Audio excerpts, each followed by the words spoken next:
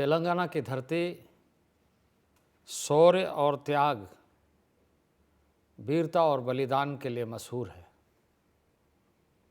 ऐसे बहुत सारे योद्धाओं ने आज़ादी के लिए अपनी बलिदान देते हुए इतिहास बनाया। और मुझे प्रसन्नता है आज कि तेलंगाना में रामजी गौड़ जैसे वीर के नाम पर संग्रहालय का शिलान्यास हो रहा है, आधारशिला रखी जा रही है। इस आधारशिला के माध्यम से हम उन सारे वीरों की गाथा को हम वहाँ देख सकेंगे, जनजाति समुदायों के,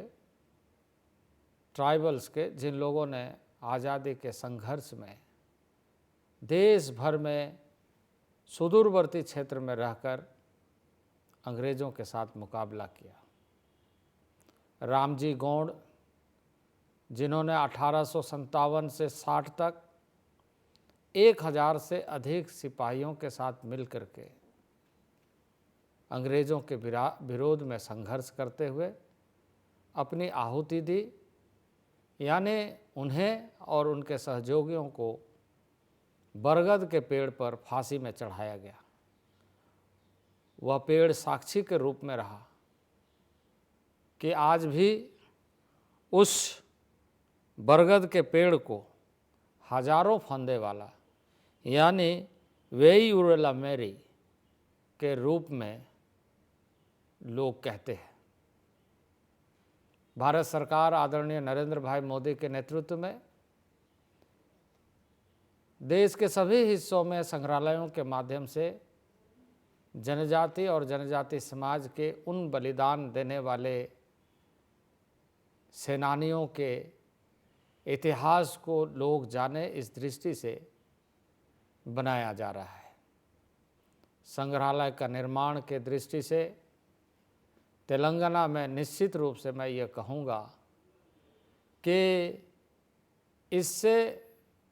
न केवल तेलंगाना, आंध्र प्रदेश,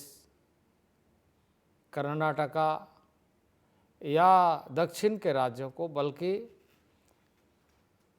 हैदराबाद एक ऐसा शहर है जहाँ दुनिया भर के लोग आते हैं, उन्हें देखने को मिलेगा। इस संग्रहालय में आधुनिक सुविधाएं उपलब्ध होगी। संग्रहालय में वर्चुअल रियलिटी प्लेयर होगा और साथ ही साथ इंटरैक्टिव मानचित्र, सूचना कियोस्क, स्क्रॉल सुविधा के साथ साथ डिजिटल के सारे ऐसे मानकों के साथ जिससे एक साधारण व्यक्ति सुदूरवर्ती क्षेत्र में आने वाला वह देख सकेगा, समझ सकेगा और वास्तविक रूप से अनुभव कर सकेगा कि हमारे वीरों ने किस तरीके से बलिदान दिया है। भारत सरकार लगातार जनजाति सम्मान और स्वाभिमान की चिंता करते हुए कार्य कर रही है और इसलिए एक दिवस निर्धारित की गई है 15 नवंबर को, जब जनजाति समाज देश भर में जनजाति गौरव दिवस के रूप में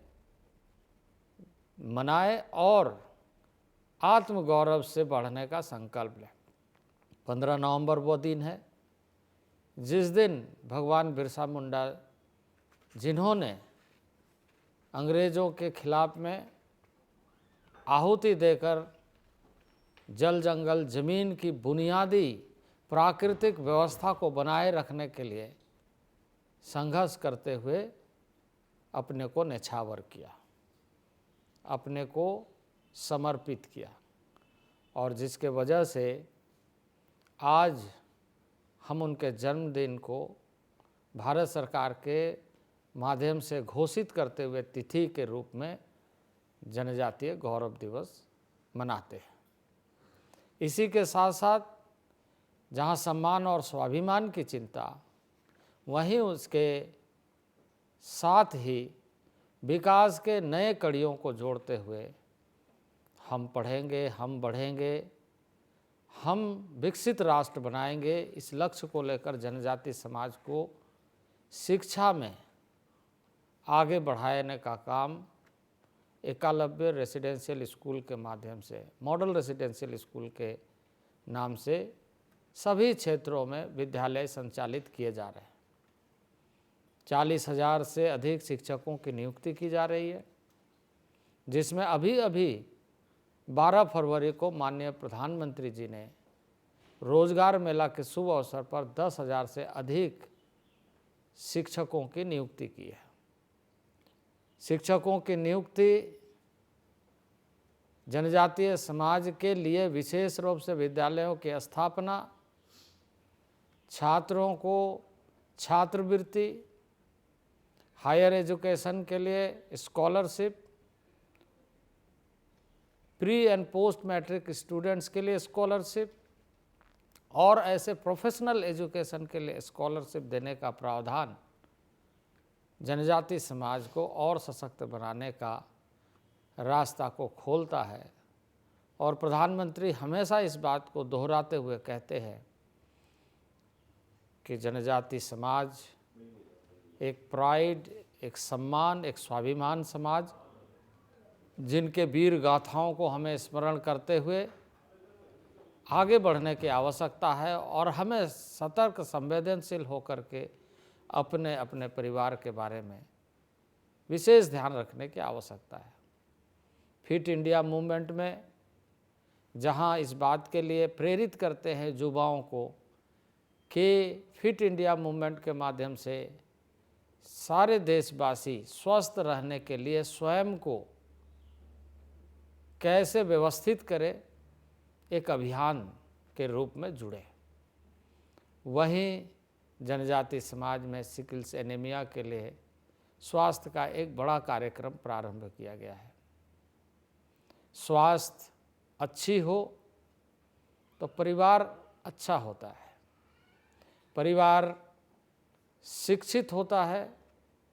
तो समाज शिक्षित हो जाता है,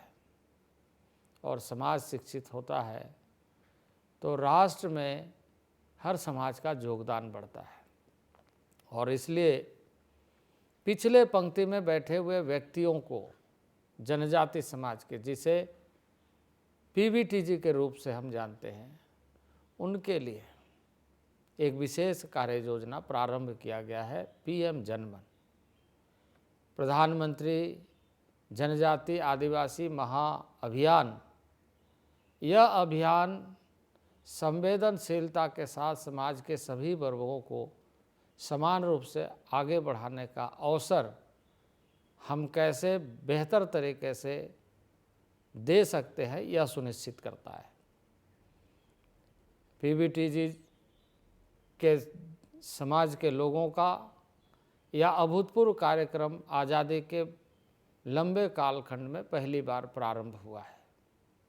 अंडमान निकोबार से लेकर भारत के विभिन्न हिस्सों में रहने वाले 75 से अधिक पीवीटीजी समूह के लिए यह विशेष कार्य योजना इस सरकार की संवेदनशीलता और प्राथमिकता को प्रदर्शित करता है। यह सरकार संवेदनशीलता के साथ सभी वर्गों के विकास को सुनिश्चित करना चाहती है, और इसलिए प्रधानमंत्री ने सबका साथ, सबका विकास और सबके विश्वास के साथ सबका प्रयास हो, इस मंत्र को सूत्र के रूप में दिया है। मुझे आशा है कि आज जो संग्रहालय का यहाँ आधारशिला रखा जा रहा है, जहाँ आप सभी उपस्थित हैं, खासकर भारत सरकार के मंत्री किशन रेड्डी जी भी वहाँ पर हैं, और मुझे आशा है कि आपकी उपस्थिति में यह संग्रहालय जल्द से जल्द बनकर तैयार होगा, और उन आकांक्षाओं को पूरा करने में यह संग्रहालय, जिससे मान सम्मान के साथ विकास के क्षेत्र में जो अपेक्षा है, उस अपेक्षा को, उस आकांक्षा को हम वास्तविक धरातल पर आगे बढ़ाने का संकल्प केंद्र के रूप में उसे हम देखेंगे। और जिन योजनाओं के माध्यम से भारत सरकार यह सुनिश्चित करना चाहती है कि जनजाति क्षेत्र, जो सुदूरवर्ती क्षेत्र में रहने वाले सांस्कृतिक विरासत के धनी हैं, वो इस स्थान से संकल्प लेकर आगे अपने जीवन में उन्नति का मार्ग को प्रशस्त करते हुए भारत के समग्र विकास में वो अपने परिवार को खुशहाल रखते हुए आगे बढ़ेंगे। मेरी ओर से संग्रहालय के आधारशिला के शुभ अवसर पर मैं बहुत बहुत शुभकामनाएं और बधाई देता हूं। बहुत बहुत धन्यवाद।